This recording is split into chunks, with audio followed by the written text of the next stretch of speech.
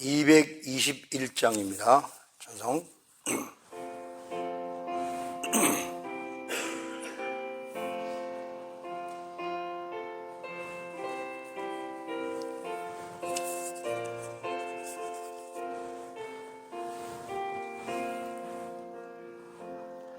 주 믿는 형제들 사랑의 사귐은 천국의 교제 같으니 참 좋은 친 하나님 보좌 앞다 기도 드리니 우리의 믿음 소망이 주 안에 하나라. 피차의 슬픔과 수고를 나누고 늘 동고동락하면서 참 자랑 나누네. 또 이별할 때에 맘 비록 슬퍼도 주 안에 교제하면서 또다시 만나리. 아멘. 오늘 함께 나눌 말씀은 고린도전서 11장 17절 말씀부터 26절 말씀까지입니다.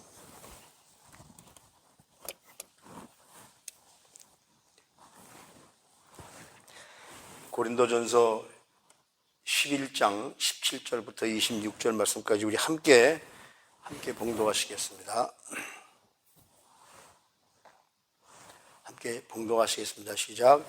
내가 명하는 이 일에 너희를 칭찬하지 아니하나니 이는 너희의 모임이 유익이 되지 못되고 도리어 해로움이라.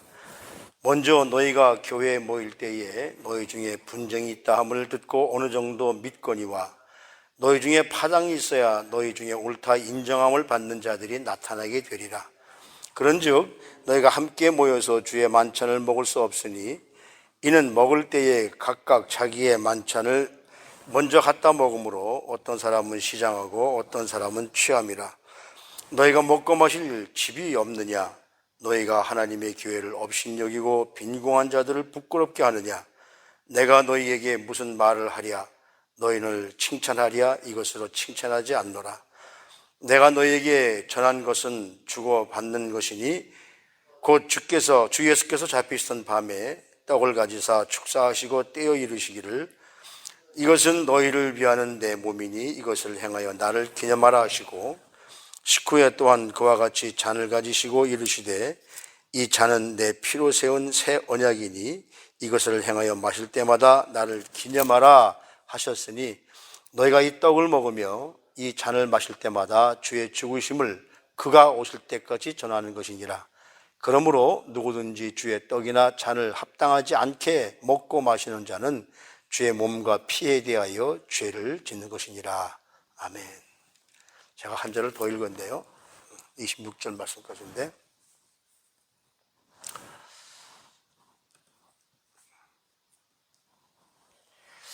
교회에서 덕이 되는 문제, 무엇이 덕이 될까?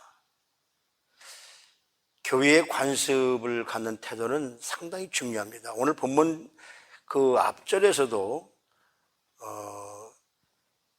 여자들이 머리에 쓰는 것, 안 쓰는 것, 뭐 이런 것 가지고서 그 문제가 생기는데 내 생각과 달라도 교회 덕을 세우는 것을 선택하여 따르는 것이 성숙함이라고 말하죠. 언제나 우리는 우리 주님께서 보여주신 본성, 태도를 무시하지 말고 교회의 덕을 세우는데 언제나 그 편에 서야 된다고 우리가 생각해야 될 줄로 믿습니다. 오늘 본문에서도 마찬가지입니다. 여기서 성만찬 그 얘기가 나오는데 우리는 흔히 성만찬 하면 가끔 교회에서 잔과 떡을 돌리는 그 순간만을 생각하는데 여기서 말하는 이 성만찬이라는 것은 성도들이 모여서 저녁에 집에 모여서 예배 드리기 전에 함께 먹고 마시는 그런 문제를 이야기하는 것이죠. 이 성만찬을 그 음식을 나누는 문제를 기억하면서 오늘 본문 말씀을 생각해야지 그거 교회 와서 뭐 요만큼 그 포도주 한 잔 마시고 떡 한 잔 먹는 것 가지고서 무엇을 그럴까 이렇게 생각하지 말기를 바랍니다. 그러니까 저녁 때마다 모여서 이 음식을 먹고 예배를 드리는데 먼저 온 사람들이 자기들이 가져온 음식을 먹고 나중에 온 사람들이 먹지 못하는 이런 것 때문에 문제가 생겼다는 것이죠. 아마도 우리가 생각하기를 일찍 오는 사람들은 좀 부유하고 그리고 그 높은 지위를 가진 사람들 이런 사람들이 자기들이 먹을 것을 싸가지고 왔고 늦게 오는 사람들은 대부분이 아마 노동하는 사람들, 없는 사람들, 가난한 사람들일 것이었습니다. 여기서 왜 그러느냐 하면 21절, 22절 말씀을 보면 그 먼저 온 사람들이 먹고 후에 온 사람들이 못 먹는데 왜 그러느냐 하면 가난한 사람들이기 때문에 오히려 너희들이 그런 식으로 하려면 집에서 먹고 오는 것이 낫지 않겠냐라고까지 사도 바울은 책망하는 겁니다. 가난한 사람들은 일 때문에 일찍 오지 못했고 아마 음식도 못 가져왔을 거예요. 그러니까 부유한 사람들이 가져온 음식을 같이 나누어 먹었을 겁니다. 먼저 온 사람들이 음식을 싸들고 와서 이거 우리가 한 것이니까 먼저 먹자. 분명히 교회에는 잘 사는 사람도 집 있는 사람도 있었지만은 아마 가난한 사람들도 있었을 겁니다. 이들은 아마 대개도 늦게까지 노동을 하고 배고픈 상태에서 왔는데 음식을 다 먹어버리고 먹지 못하니까. 그러니까 무슨 문제가 생기냐면 있는 사람들과 없는 사람들이 갈라지게 되는 거죠. 지금 온 세계가 이 분쟁이 생기고 미국, 한국 이런 것들이 분쟁이 생기는 것이 뭐냐면 갈라치기입니다. 좌냐 우냐, 있느냐 없느냐. 이런 게 특히 교회 안에서는 절대로 있어서는 안 된다는 것이죠. 여기 19절 말씀 보면 이런 말씀이 있습니다. 너희 중에 파당이 있어야 너희 중에 옳다 인정함을 받는 자들이 나타나게 되리라.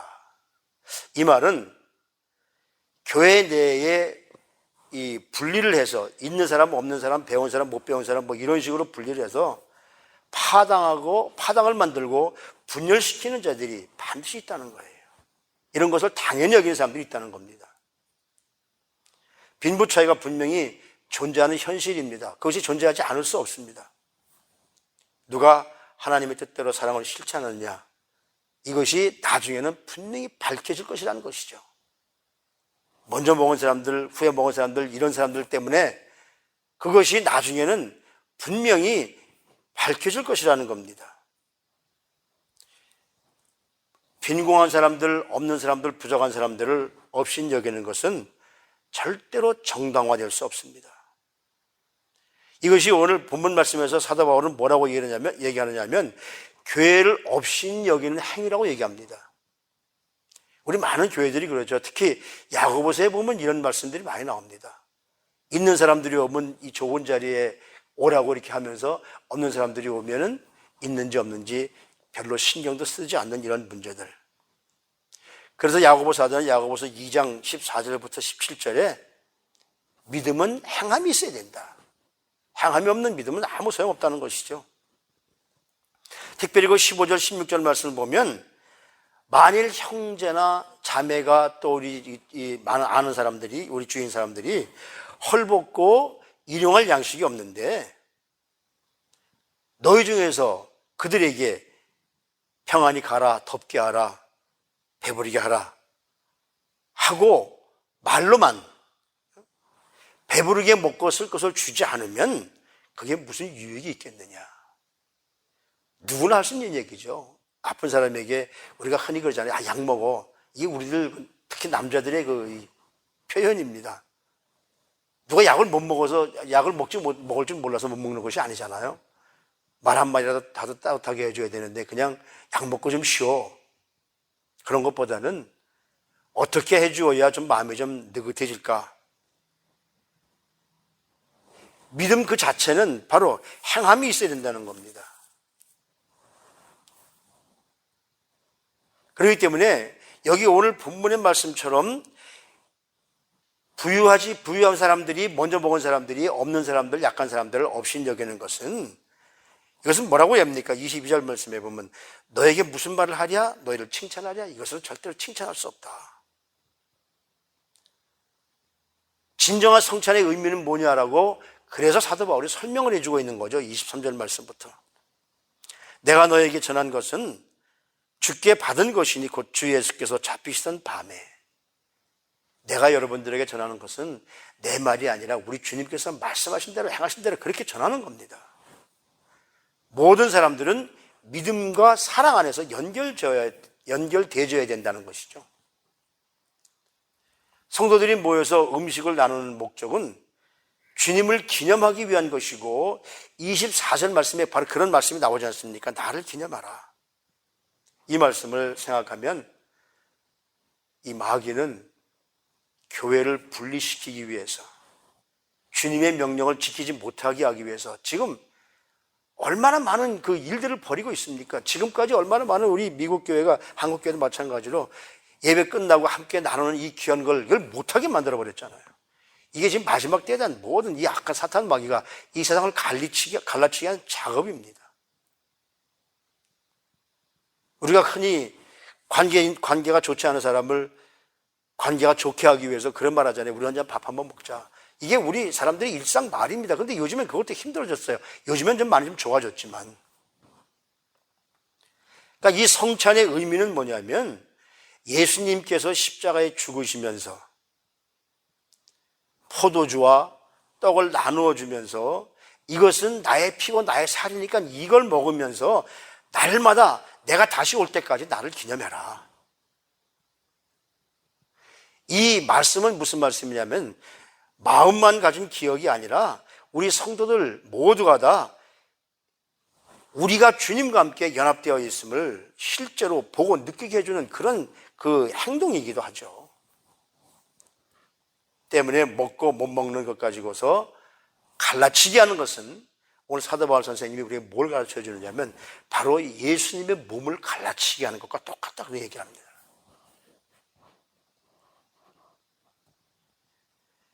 이 의식은 그분이 우리에게 다 주시고 물과 피와 몸까지 다 주시고 다시 올 때까지 당신을 기억하라 이런 걸 선포하듯이 우리도 그 말씀을 선포하기 위해서 우리가 직접 그런 행동을 해야 된다는 것이죠. 그러니까 이 먹고 마시는 문제가 그 당시에도 그렇고 지금도 그렇고 굉장히 중요한 의미를 갖습니다. 그런데 이런 것 가지고서 저 사람은 왜 저래? 저 사람은 왜 먼저 먹어서 우리를 힘들게 해? 또 늦게 온 사람들은 가지고 먼저 온 사람들은 그 먹는 건 내가 가져온 걸 내가 먹는데 무슨 상관이냐? 이런 게 중요한 것이 아니라는 것이죠. 신앙이라는 것은 어린아이와 같이 부족한 사람을 나를 위하여 네가 포기하고 희생하라고 하는 것이 아니라는 것입니다. 남을 위해 내가 양보하고 희생하는 것, 이런 것들이 진정한 성숙된 신앙을 가진 사람들이 가져야 할 모습인 것이죠. 성숙한 신앙은 내가 완전하지 않다는 것을 인정하는 데서부터 시작됩니다. 내가 완전하지 못하기 때문에 예수님의 생각에 초점을 맞추면 그동안 고정되어 있었던 잘못된 생각을 내가 드러내놓게 되는 거죠. 내가 부족하니까. 우리가 이 성찬, 즉 교회에 모여서 함께 음식을 나누고 함께 사랑을 나눌 때에 가장 중요한 것은 뭐냐면 나를 위해서, 나를 살리시기 위해서 당신의 몸을 십자가에서 죽기까지 희생하신 주님, 그 사랑을 알면 알수록 내 것을 챙기려는 욕심을 내려놓게 되고 남들을 돕는 이타적인 삶을 살게 됩니다. 그래서 사도 바울이 우리에게 가르쳐주는 것은 뭡니까? 26절 말씀해 보면 너희가 이 떡을 먹으며 이 잔을 마실 때마다 주의 죽으심을 그가 오실 때까지 전하는 것이다. 바로 이것이 성찬의 의미라는 겁니다. 나만 먹고 내가 배부르면 연약한 사람들이 배가 고프든 말든 신경 안 쓰는 것. 이것이 뭡니까? 바로 나만 아는 것이죠. 이기적인 삶이죠. 이타적인 삶을 살아야 되는데.